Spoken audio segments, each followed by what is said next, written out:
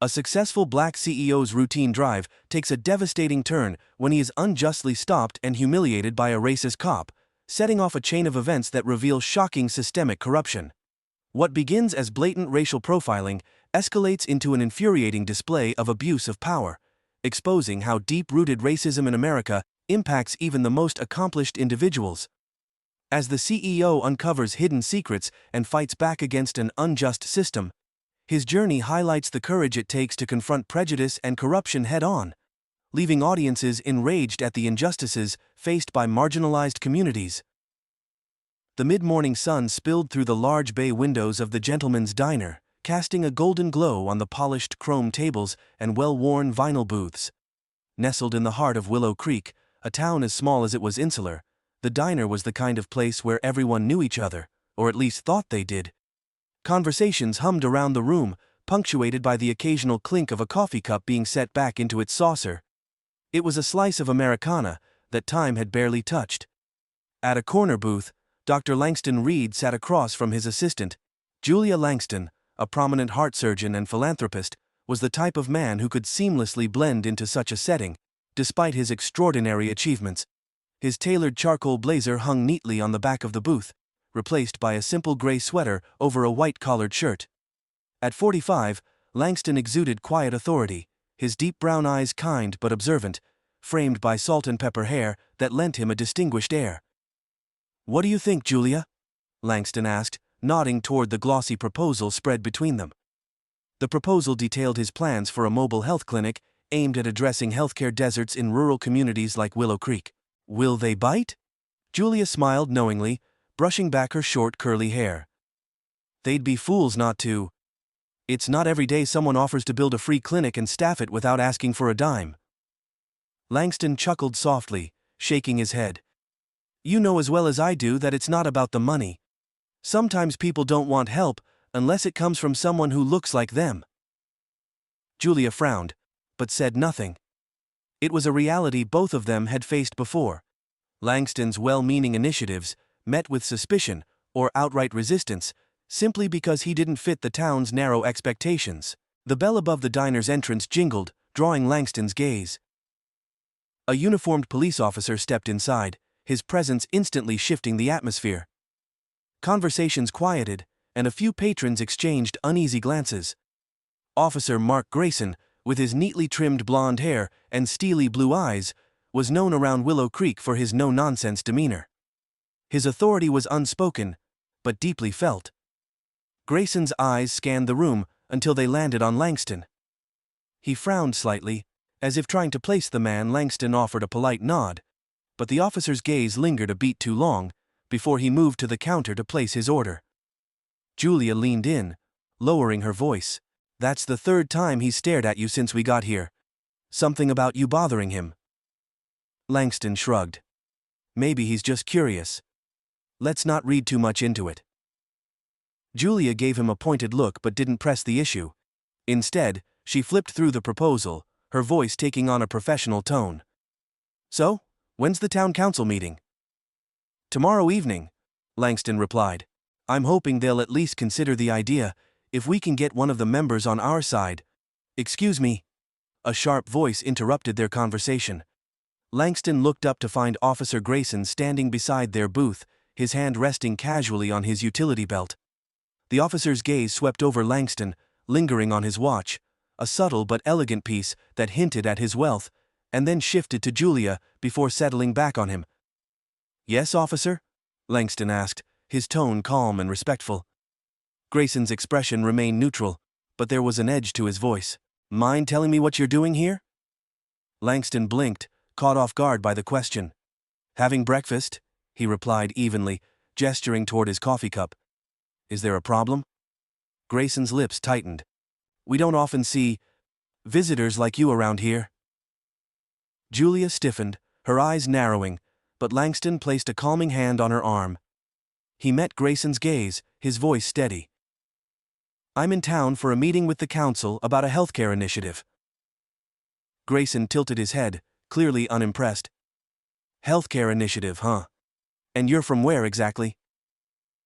"Chicago," Langston replied, suppressing a sigh. He had encountered this kind of questioning before. Thinly veiled suspicion, disguised as casual conversation. Chicago, Grayson repeated, as if testing the word. And you're here to help us, is that it? That's the idea, Langston said, maintaining his composure. But if you have any concerns, I'd be happy to discuss them. Grayson smirked, leaning slightly closer. Just making sure everything's on the level, wouldn't want any misunderstandings. Langston held the officer's gaze, his calm demeanor unwavering. Neither would I. Grayson lingered for a moment longer before straightening. Enjoy your breakfast, he said, his tone laced with condescension, before walking away. Julia exhaled sharply as soon as he was out of earshot. Unbelievable, he's practically daring you to prove yourself. Langston smiled faintly. It's nothing I haven't dealt with before. It shouldn't have to be something you deal with at all, Julia countered, her voice firm. You're here to help these people, and he's treating you like a criminal. Langston didn't respond immediately. Instead, he sipped his coffee, his gaze distant. He was no stranger to prejudice, but every instance still left a sting. It wasn't just about him, it was about the countless others who faced similar treatment, often without the resources or platform to fight back. Outside, the rumble of an approaching vehicle drew Langston's attention. Through the diner's window, he saw a battered pickup truck pull into the parking lot, its back filled with fresh produce. The driver, an older black man in overalls, climbed out and began unloading crates of vegetables. Several patrons watched him through the glass, their expressions a mix of curiosity and mild disapproval. Langston watched the man for a moment, before turning back to Julia. Let's wrap this up, we have more stops to make. As they gathered their things, Langston couldn't shake the feeling that his time in Willow Creek would be more challenging than he had anticipated. The town's surface-level charm belied a deeper tension, one that simmered just beneath the surface. But Langston wasn't one to back down. He had faced worse before, and he wasn't about to let a few stares or pointed questions deter him. Outside, as he helped the man with the crates of produce load them into the diner, Langston felt the weight of Grayson's gaze from the window. The officer was still watching, his expression unreadable. Langston offered a polite nod once more before climbing into his car, Julia beside him. As they drove away, Julia broke the silence. Do you think the council will give you a fair shot? Langston's grip on the steering wheel tightened slightly, but his voice remained calm. We'll see. But fair or not, we're going to make our case, and if they don't listen, we'll find another way. The diner faded in the rearview mirror, but Langston knew this was just the beginning. In a town like Willow Creek, change didn't come easily, but it was always worth the fight. Langston parked the car in front of Willow Creek's modest town hall. The building was an unassuming brick structure, its white trim showing signs of wear. The town square around it bustled with activity, as vendors sold homemade goods from pop-up stalls. The autumn air carried the scent of freshly baked pies, mingling with the faint tang of wood smoke. It was a picturesque scene, but Langston couldn't ignore the subtle shifts in the atmosphere as he stepped out of the car.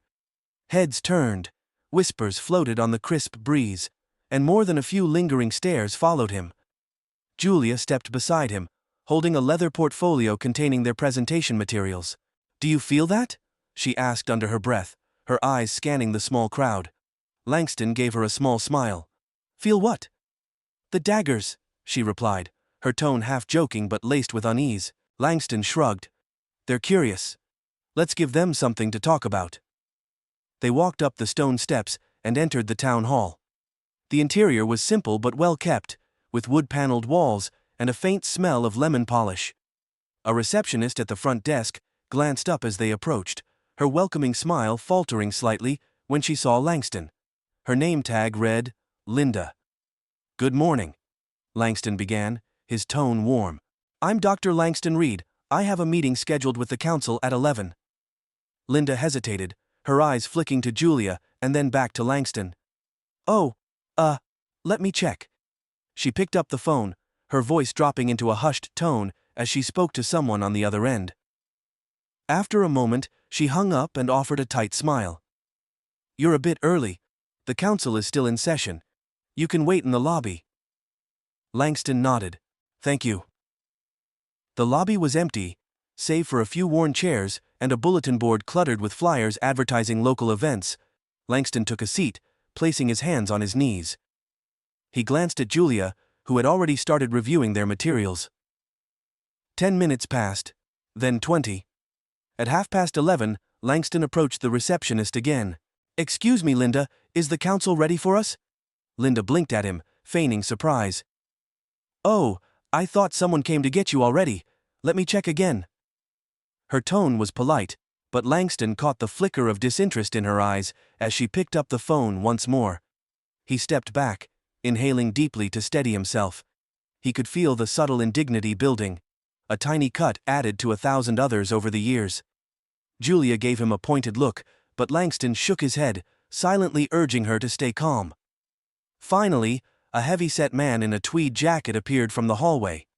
His nameplate identified him as Councilman Arthur Grayson, the officer's older brother. His demeanor was brusque, his handshake limp. "Dr. Reed," he said, barely glancing at Langston before focusing on Julia. "And you must be his assistant?" "Julia Torres," she replied curtly, her tone cutting through his thinly veiled condescension. Langston stepped forward. "Councilman Grayson, thank you for meeting with us. We're here to discuss the proposed mobile health clinic and how it could benefit Willow Creek." Grayson nodded, his smile tight. "Follow me." The council chamber was a small wood-paneled room with a long table at its center. 5 council members sat on one side, their expressions ranging from mild curiosity to outright skepticism. Langston and Julia sat across from them, their materials neatly arranged on the table. Langston began his presentation, his voice steady and confident. He outlined the alarming statistics of rural healthcare deserts, detailing the disparities in access to basic medical services. He emphasized the clinic's potential impact on the community, from preventive care to emergency interventions. As he spoke, he noticed the subtle shifts in the room. Councilwoman Mary Hawthorne, an older woman with a stern expression, leafed through her notes without making eye contact. Councilman Grayson tapped his pen against the table, clearly disengaged. Another council member, a younger man named Scott Daniels, leaned back in his chair with his arms crossed, smirking slightly, as if waiting for Langston to stumble. When Langston finished, he paused, waiting for questions. The silence stretched uncomfortably. Finally, Daniels spoke up, his tone dripping with sarcasm. "So, let me get this straight. You're proposing to set up a clinic, fully funded by, what, charity?" Langston nodded. "Yes, the funding will come from private donors and grants." Daniels raised an eyebrow. "And you expect us to believe this is purely out of the goodness of your heart, no strings attached?" Langston maintained his composure. "The goal is simple, to address a critical need in communities like Willow Creek." Grayson chuckled softly, leaning forward. "With all due respect, Dr. Reed, your proposal sounds ambitious. But our town has its own ways of doing things. Outsiders coming in with big ideas don't always understand what's best for us." Julia's jaw tightened, but Langston placed a calming hand on her arm. "I understand your concerns," he replied evenly. "But I'm not here to impose anything, I'm here to collaborate and provide resources where they're needed."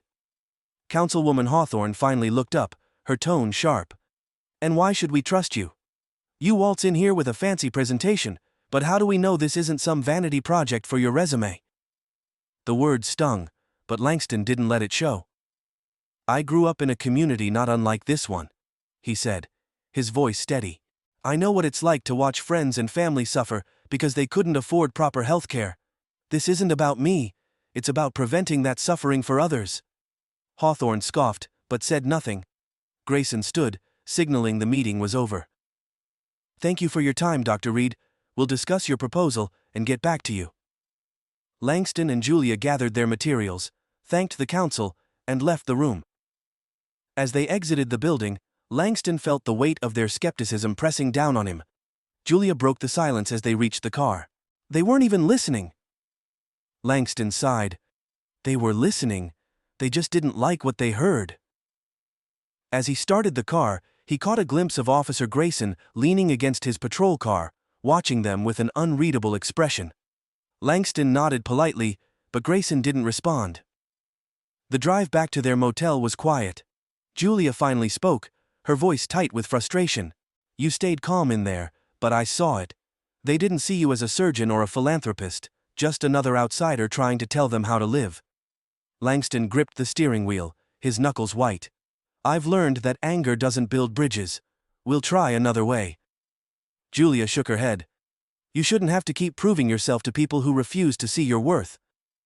Langston didn't respond. Deep down, he knew she was right, but his resolve remained unshaken. The battle for Willow Creek's trust had just begun, and he wasn't about to walk away. Langston paced the small conference room in the Willow Creek Community Center, his hands clasped behind his back. The day's events weighed heavily on him, each moment replaying in his mind. Across the table, Julia and a small group of local supporters pored over documents and blueprints for the proposed mobile clinic. We're hitting a wall, Julia said, breaking the tense silence. The council isn't budging, and Grayson's grip on this town is tighter than we thought. Every time we make progress, they push back harder. Langston stopped pacing and turned to face her. We knew this wouldn't be easy, he said firmly, but giving up isn't an option. The door creaked open, and Reverend James, a longtime community leader, stepped inside. His weathered face reflected years of quiet resistance and unshakable faith. Dr. Reed, I just got word that Officer Grayson and his team have been stopping people near the center, harassing them, asking why they're supporting you. Langston frowned. Intimidation tactics? Reverend James nodded gravely. It's their way of sending a message. Before Langston could respond, Julia slammed her palm on the table. This is ridiculous. They're using their power to keep people in line. We need to call this out. Langston held up a hand to calm her. We will, but we need proof without evidence. It's just our word against theirs. James sighed. Getting that proof won't be easy. Folks here are scared. They've seen what happens when you cross the Graysons. Langston's jaw tightened. Then we show them they don't have to be afraid. We stand together. The next morning, Langston and Julia walked into the Willow Creek Diner, a popular local spot where the townspeople gathered to talk and share news. The air was thick with the smell of bacon and coffee, and the low hum of conversation stopped as soon as they entered. Eyes followed them as they made their way to an empty booth. Welcome, the waitress said, her voice polite but strained. She handed them menus and disappeared before Langston could thank her. Julia leaned in. Do you feel it? The hostility? Langston nodded subtly. They're watching, let them. As they discussed their next steps, a voice interrupted them. You're Langston Reed, aren't you? They looked up to see a middle-aged man with a grizzled beard standing at their table. He wore a work shirt with the name, Carl, stitched over the pocket. I am, Langston replied, his tone measured. And you are? Carl Jennings, the man said. You're the guy stirring up trouble around here. Langston raised an eyebrow. I wouldn't call it trouble. I'm trying to bring healthcare to a community that desperately needs it. Carl scoffed. We don't need outsiders telling us how to run our town. You think you can waltz in here with your fancy ideas and change things. You don't understand how things work. Julia opened her mouth to respond, but Langston stopped her with a glance. He turned back to Carl. You're right, he said. I don't fully understand what it's like to live here, but I know what it's like to see people suffer because they can't get the help they need. That's why I'm here. To help. Carl stared at him for a long moment before shaking his head and walking away. The tension in the diner didn't ease, but Langston noticed a young woman at the counter watching the exchange with interest. Later that afternoon, Langston stood outside the community center, speaking to a group of volunteers when a police cruiser pulled up. Officer Grayson stepped out, his expression smug as he approached. Dr. Reed, Grayson drawled. We need to talk. Langston crossed his arms. About what? Grayson smirked.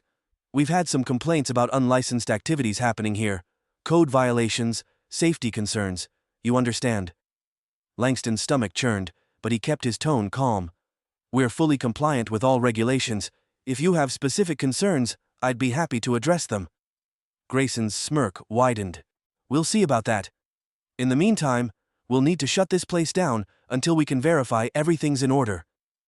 The volunteers murmured in alarm. Julia stepped forward, anger flashing in her eyes. You can't do that. This is a community space. Grayson ignored her, focusing on Langston. You're welcome to contest this, Dr. Reed. But until then, My officers will be ensuring no one enters the building. Langston felt a surge of frustration, but kept his composure. We'll cooperate, but make no mistake, this isn't over. As Grayson walked away, Julia turned to Langston, her voice low but furious. He's targeting us, Langston. He's using his badge to shut us down. Langston nodded, his mind racing. Then we'll fight back, but we'll do it the right way. That evening, Langston and Julia gathered with Reverend James and other supporters at a local church. The atmosphere was tense as they discussed their next steps. We need to document everything, Julia said. Every interaction, every overreach. If we can build a case against Grayson and his allies, we can expose their corruption. Reverend James nodded. I can reach out to some of the families who've been harassed. They might be willing to speak out. Langston listened intently, his resolve hardening. This isn't just about a mobile clinic anymore, he said. This is about standing up to a system that's been oppressing this community for far too long. As the meeting ended, Langston felt a renewed sense of purpose. But as he stepped outside, the cool night air brought a chill of foreboding. He knew the road ahead would be dangerous. The next day, Langston returned to the community center to find a crowd gathered outside. A young woman stepped forward, her face pale with worry. Dr. Reed, she said, they arrested Marcus. Langston's heart sank. Marcus was one of their most dedicated volunteers. What happened? They said he was trespassing, the woman explained. But he wasn't. He was just dropping off supplies. Langston clenched his fists, anger bubbling beneath his calm exterior. This was Grayson's doing, another attempt to intimidate them. Julia touched his arm. We need to get him out. Langston nodded. And we will. But we're going to make sure the whole town knows what's happening. As they began organizing a protest outside the police station, Langston felt the weight of the fight ahead. The stakes had never been higher, but he refused to back down. Langston stood at the edge of the small crowd gathered outside the Willow Creek police station, the late afternoon sun casting long shadows over the asphalt. Protesters held signs with messages like, "Justice for Marcus," and "Stop the harassment." The crowd was vocal but peaceful, their chants echoing through the small town square. Langston scanned the faces, young, old, weary, and defiant. This wasn't just about Marcus anymore. The people of Willow Creek were tired of being silenced. Julia stood beside him, clipboard in hand, coordinating with volunteers. We've got local media covering this now, she said, her tone brisk but tinged with frustration. But we need more. This story has to go wider. Langston nodded, his jaw tight. It will. We're going to make sure everyone sees what's happening here. The police station doors swung open, and Officer Grayson emerged, flanked by two other officers. The crowd's chants grew louder, a cacophony of anger and determination. Grayson raised his hand for silence, his face a mask of feigned authority. Ladies and gentlemen, he began, his voice booming. I understand your concerns, but you're obstructing a government building. If you don't disperse, we'll have no choice but to make arrests. Langston stepped forward, his presence commanding. The crowd quieted slightly, their eyes fixed on him. We have every right to be here, Officer Grayson, he said, his voice steady, but firm. We're exercising our First Amendment rights. You can't intimidate us into silence. Grayson's lips curled into a sneer. Dr. Reed, you're not helping your case. If you care about these people, you'll tell them to go home. I care about this community more than you ever will, Langston shot back, his voice rising. That's why I'm standing here, because people like you think you can abuse your power without consequences. The crowd erupted in cheers, but Grayson's expression darkened. He stepped closer, his voice low enough that only Langston could hear. Watch yourself, Reed. You don't know who you're messing with. Langston met his gaze without flinching. I know exactly who I'm dealing with, and I'm not afraid of you. That evening, Langston and Julia gathered with their core team in the back room of a local cafe. The atmosphere was tense, the weight of the day's events pressing down on everyone. We're getting reports that Grayson's been stopping more of our supporters, Julia said, her voice tight with anger. He's escalating. Reverend James leaned forward, his hands clasped tightly. We need to be careful. This man won't stop until he's destroyed you, Langston. Langston ran a hand over his face, exhaustion creeping in. We can't back down now. If we do, they win. A young woman named Naomi, one of their newest volunteers, hesitated before speaking. Dr. Reed, I overheard something at the diner today. Grayson's been meeting with some of the council members. They're planning to shut down the community center permanently. Langston's stomach dropped, but he masked his reaction. Did you hear any specifics? Naomi nodded. They're claiming financial irregularities, fraud. It's all lies, but they're using it as an excuse. Julia slammed her fist on the table. This is outrageous. They're trying to dismantle everything we've built. Langston took a deep breath, forcing himself to remain calm. Then we need to get ahead of them. If they're going after the center, we'll expose their real motives, but we need proof. The next morning, Langston and Julia met with Alex Hayes, a local journalist who had been covering the protests.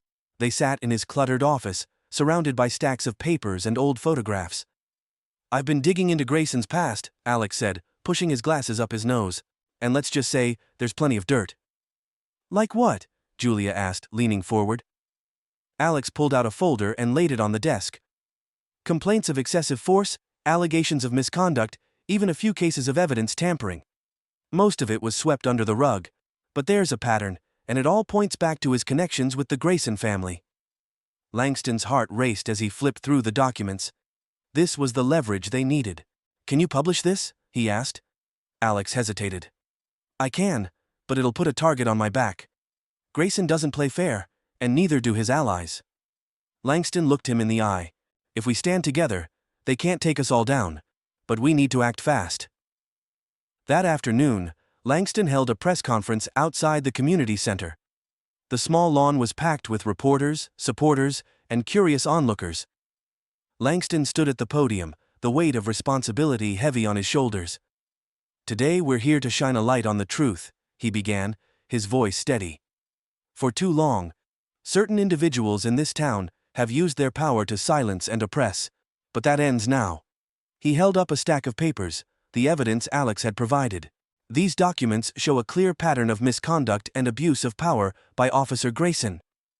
This is not just about one man's actions, it's about a system that has allowed this behavior to go unchecked. The crowd murmured, a mix of anger and determination rippling through them. Langston continued, his voice rising with conviction. We will not be intimidated. We will not be silenced.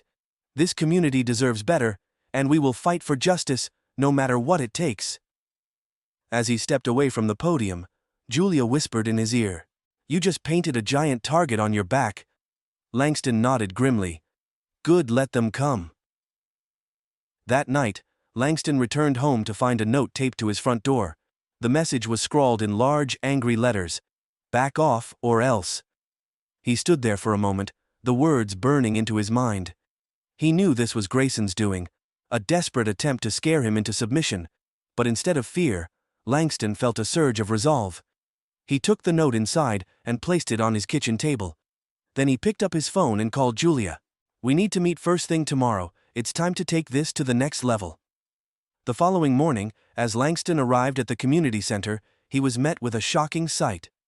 Police tape surrounded the building, and a group of officers stood guard. Grayson was there, his smug expression unmistakable. What's going on here? Langston demanded, his voice ringing with authority. Grayson sauntered over, holding a clipboard. The building's been deemed unsafe, code violations until further notice. It's closed. Langston's fists clenched, but he forced himself to stay calm.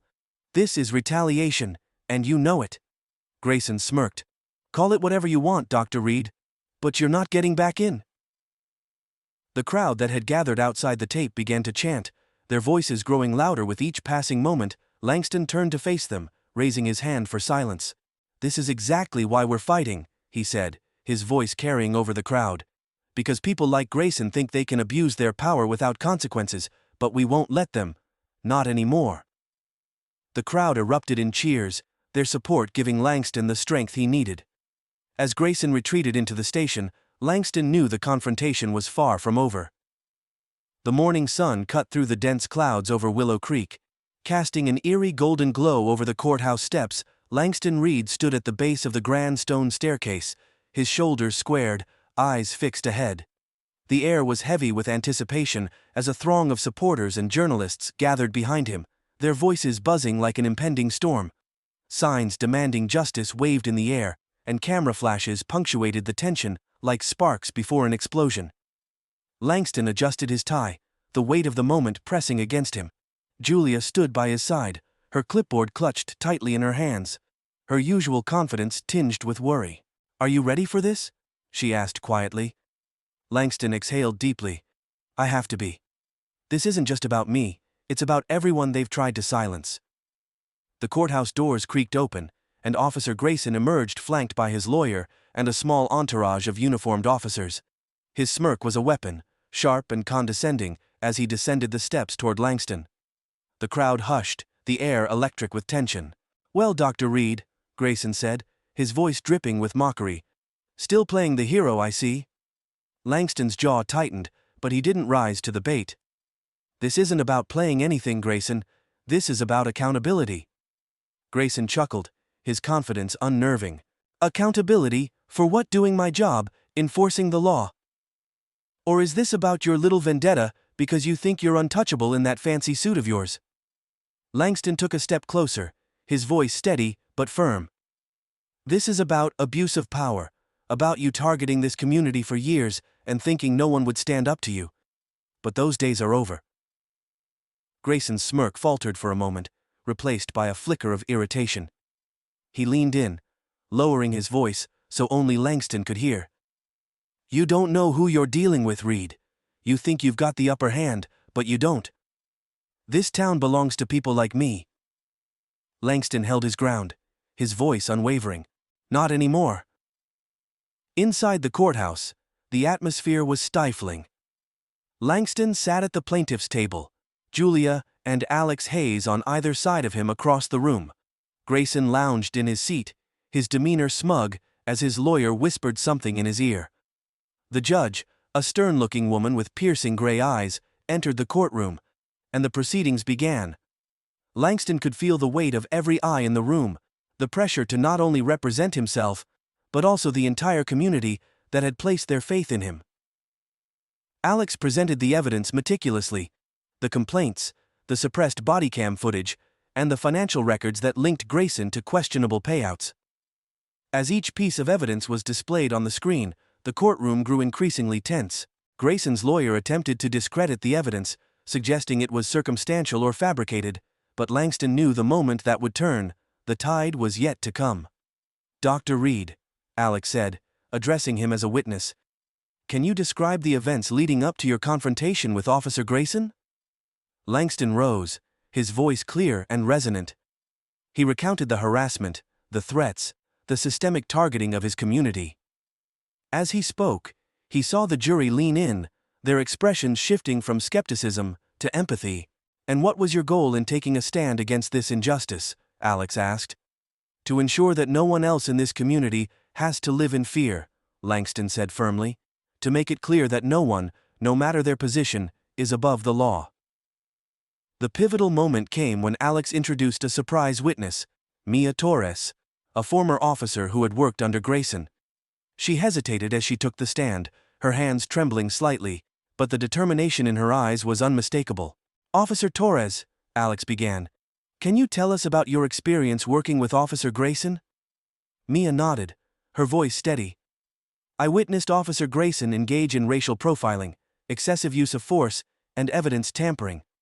When I tried to report it, I was threatened, and eventually pushed out of the department." The courtroom erupted in murmurs, the weight of her words hanging heavily in the air. Grayson's lawyer objected, but the judge overruled. "And do you have evidence to support these claims?" Alex pressed. Mia reached into her bag and produced a USB drive.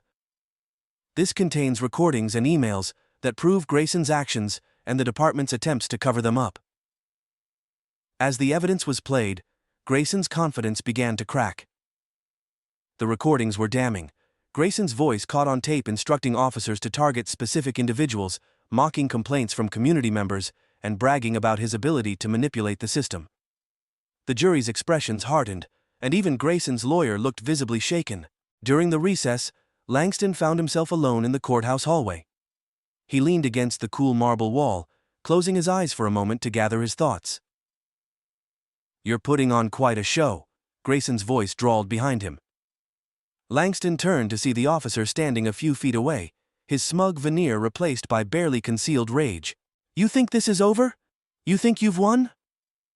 Langston stepped closer, his gaze unwavering. "It's not about winning, Grayson. It's about justice." Grayson laughed bitterly. "Justice? There's no such thing. There's power, and there's control, and people like me will always have both." "Not today," Langston said firmly. "Not anymore." Grayson's expression twisted into a snarl, but before he could respond, a bailiff approached, signaling that the recess was over. Back in the courtroom, the closing arguments were made. Alex's final words resonated deeply. "This case isn't just about one man's abuse of power. It's about a system that allows people like Officer Grayson to operate without consequence. Today, you have the power to send a message that justice matters, that accountability matters, and that this community will no longer tolerate injustice." As the jury deliberated, the room buzzed with tension. Langston sat quietly, his hands folded, his heart pounding. He glanced at Julia, who gave him a reassuring nod. The jury returned quickly, their verdict unanimous. Grayson was found guilty on multiple counts, and the judge announced that an independent investigation would be launched into the entire department. Outside the courthouse, the crowd erupted into cheers. As the verdict was announced, Langston stepped out onto the steps, the weight of the day lifting slightly from his shoulders. As he addressed the crowd, his voice was filled with hope and determination. "This is just the beginning today. We've shown that justice is possible, but the fight isn't over. Together, we will continue to demand accountability and create a community where everyone feels safe and valued." The cheers grew louder, the energy electric. But even as Langston stood there, victorious, he couldn't shake the feeling that this was only one battle in a much larger war. The dim lighting of the precinct's parking garage cast long shadows across the concrete, creating an atmosphere of quiet foreboding. Langston Reed stepped out of his car, the weight of the USB drive in his pocket pressing against his resolve. This drive contained the final piece of evidence, a collection of damning recordings, financial documents, and emails that detailed Officer Daniels' corrupt dealings and systemic abuses. Langston's steps echoed as he approached the elevators, his sharp suit standing out against the grimy surroundings. His calm demeanor belied the storm brewing inside him. Today wasn't just about exposing Daniels, it was about taking a stand for every injustice he and his community had endured. As the elevator dinged and the doors slid open, Langston found himself face to face with Daniels. The officer was leaning casually against the wall, his uniform crisp, his smile as venomous as ever. "Well, well," Daniels drawled, pushing off the wall to stand upright. "If it isn't the good doctor, what brings you here finally ready to drop all this nonsense?" Langston's eyes narrowed. "I'm here to ensure the truth sees the light of day." Daniels chuckled, but there was an edge of unease in his voice. "Truth? You mean your twisted little version of it? Come on, Reed, we both know how this ends. You walk away, and I stay exactly where I am." Langston stepped closer, his voice calm but firm. "Not this time, Daniels. I have everything I need to prove what you've done. The extortion, the false arrests, the harassment. It's over." Daniels' smirk faltered for a fraction of a second before returning in full force. "You think anyone's going to believe you? I'm a decorated officer. You're just some rich guy with a chip on his shoulder. People like me built this town. People like you are just passing through." Inside the precinct, Langston and Daniels faced off in the captain's office. Langston placed the USB drive on the desk, sliding it toward Captain Hayes, a man known for his no-nonsense approach to leadership. "Everything you need is on there," Langston said, his voice steady. "The recordings, the emails, the financial trails, it's all there. This isn't just about Daniels, it's about the system that's protected him." Daniels laughed, the sound hollow and forced. "This is a waste of time, Captain. He's trying to smear my name because he didn't get his way." Captain Hayes raised a hand to silence him and inserted the drive into his computer. The room fell silent as the first recording played, a conversation between Daniels and a local businessman discussing how to handle troublesome activists. The next recording was worse, Daniels blatantly instructing his officers to target specific individuals, including Langston. "Care to explain this?" Hayes asked, his voice cold. Daniel's bravado cracked. These recordings could be doctored. You can't trust this guy. He's out to ruin me. Langston leaned forward, his gaze piercing. Is that the best you've got? Daniels, deny it all you want, but the evidence speaks for itself. Daniels' face turned red, his fists clenching at his sides. You think you're so righteous, don't you? Coming in here with your fancy suit and your holier-than-thou attitude? You have no idea what it's like out there, dealing with the scum of this town every day. Langston's voice remained calm, but his words cut like a blade. What I know is that you've used your badge as a shield to justify your hatred and corruption, and now, the same system you've manipulated will hold you accountable. As the confrontation escalated, Daniels lunged forward, his temper finally boiling over. You don't belong here, Reed! You never did! Hayes stepped between them, his hand resting on the holster at his hip. Enough, Daniels stepped back. Daniels glared at Langston, his chest heaving. You think you've won, don't you? This isn't over.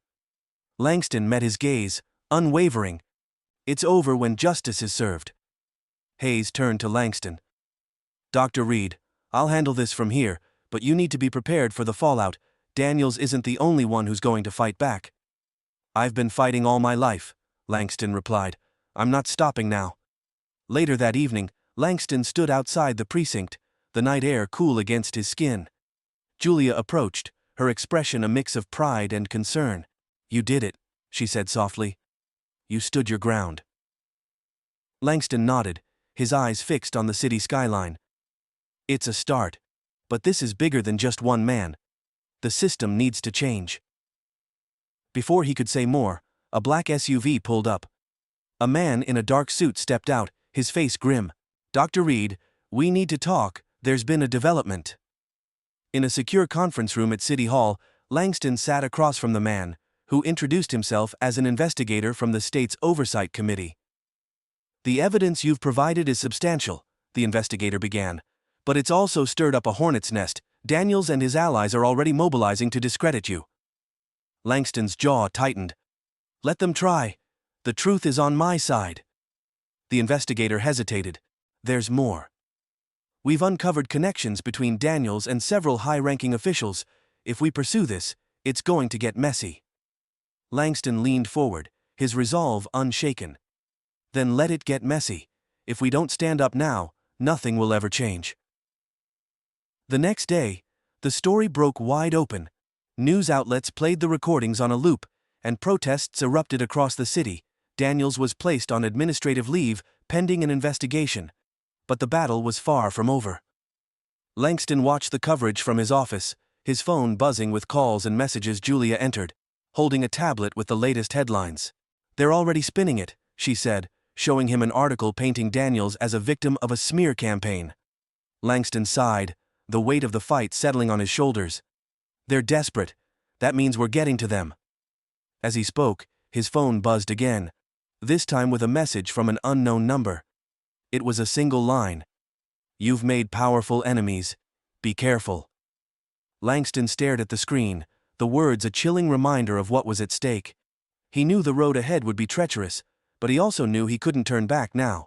Langston stood at the podium in the packed auditorium, the room buzzing with reporters, community leaders, and citizens. His voice was steady as he spoke, though his hands gripped the edges of the lectern to anchor his resolve. This isn't just about one corrupt officer, Langston began, his eyes scanning the crowd. This is about a system that has allowed individuals like Officer Daniels to thrive, unchecked, unchallenged, and unaccountable. The projector behind him displayed evidence, financial records, emails, and recorded conversations. Langston had spent weeks ensuring every document was authenticated and cross-referenced, leaving no room for doubt. A ripple of murmurs spread through the audience as each piece of evidence reinforced the narrative. Daniels wasn't just a rogue cop. He was part of a deeply entrenched network of corruption. The fallout came swiftly. Within hours of Langston's press conference, Daniels was officially terminated from the police force. A joint investigation by the FBI and the State Attorney General's office uncovered a network of bribery, intimidation, and falsified records. Daniels' name was only the tip of the iceberg. Several senior officials were implicated, including the police chief and members of city council. Daniels himself was arrested the following day, led out of his suburban home in handcuffs. News crews captured the moment, the images plastered across social media and news outlets. The once confident officer looked pale and defeated as reporters shouted questions he refused to answer. Langston watched the footage from his office, a wave of relief washing over him. It was a victory, but not one without cost. The past few weeks had been grueling, and the fight had taken its toll on him and his allies. The community responded with a mixture of outrage and hope. Protesters gathered outside City Hall, demanding deeper reforms. Langston's efforts inspired grassroots movements to push for systemic change, including independent oversight committees and mandatory bias training for officers. Julia stood by Langston during these gatherings, her fiery speeches amplifying the call for accountability. "We're not just here to tear down a broken system," she told a crowd one evening. "We're here to build something better." Langston felt a new sense of purpose. He had started this fight to clear his name and stand up for himself, but it had evolved into something much larger. He saw the impact his actions had on others, the way people began to believe that change was possible. Through it all, Langston grew in ways he hadn't anticipated. The man who once believed his wealth and status could shield him from injustice now understood the weight of collective action. He saw himself not just as a survivor of prejudice, but as a leader in the fight against it. Sitting in his home one quiet evening, Langston pulled out a notebook and began to write down lessons from his journey. He wanted to capture the raw emotions, the victories, and the moments of doubt. His intention was to turn his experience into a book that could inspire others. Julia walked in, carrying 2 cups of tea. "You're writing again," she said, smiling as she handed him a cup. "That's a good sign." Langston nodded, a small smile tugging at his lips. "I want people to know they're not alone, that even when the odds feel impossible, they can make a difference." Months after Daniels' arrest, the city implemented sweeping reforms. An independent civilian oversight board was established, with Langston appointed as its first chair. His role was to ensure transparency and accountability, a task he took on with a mix of pride and caution. Langston also worked with community leaders to create programs aimed at bridging the gap between law enforcement and the people they served. Workshops, town halls, and mentoring programs became staples of the new approach to policing in the city. While progress was slow, the seeds of change were undeniable. Officers began to receive extensive training on de-escalation and implicit bias. The department's hiring practices were overhauled to prioritize diversity and community involvement. Despite the victories, Langston knew the fight was far from over. Daniels' trial loomed, and the web of corruption extended further than anyone initially realized. Allies warned Langston to remain vigilant. There were still individuals who viewed him as a threat. One evening, he received an anonymous letter slipped under his door. It contained no threats, only a single line: "They're watching." Langston stared at the note, a mixture of unease and determination settling over him. He folded it carefully and placed it in a drawer, his resolve unshaken. At a celebration in the newly renovated community center, Langston stood surrounded by friends, supporters, and neighbors. Children played in the background, their laughter a stark contrast to the tension that had once gripped the community. Julia raised a glass to toast him. To Langston Reed, a man who turned injustice into inspiration and fear into a fight for change. Langston's face flushed with humility as the crowd applauded. He looked out at the smiling faces, feeling a sense of peace he hadn't felt in months. This wasn't just his victory, it was theirs. As the evening drew to a close, Langston stepped outside for a moment of solitude. Julia joined him, wrapping a shawl around her shoulders as the cool night air settled in. "What's next for you?" she asked. Langston took a deep breath, the weight of the question sinking in. "I want to take this fight beyond the city," he said. "There are so many communities facing the same struggles. If we can create a blueprint for change here, we can inspire others to do the same." Julia smiled, her eyes reflecting admiration and pride. "You're going to change the world, Langston." He chuckled softly. "Maybe, but for now, I'll settle for changing one life at a time." Langston Reed stood in the warm glow of the community center, watching a group of children laughing and playing in the courtyard. Their joy was unburdened, free from the weight of fear and prejudice that had loomed over their parents' and grandparents' generations. It was a sight that filled him with quiet pride, a reminder of how far they had come, and how far they still had to go. For Langston, the past year had been a crucible. When he was first stopped by Officer Daniels, his instinct had been to rely on his composure and reputation to shield himself. But the injustice of that moment stripped away the illusion that success alone could protect him. It revealed a painful truth. No amount of wealth or status could insulate him from the systemic racism that pervaded society.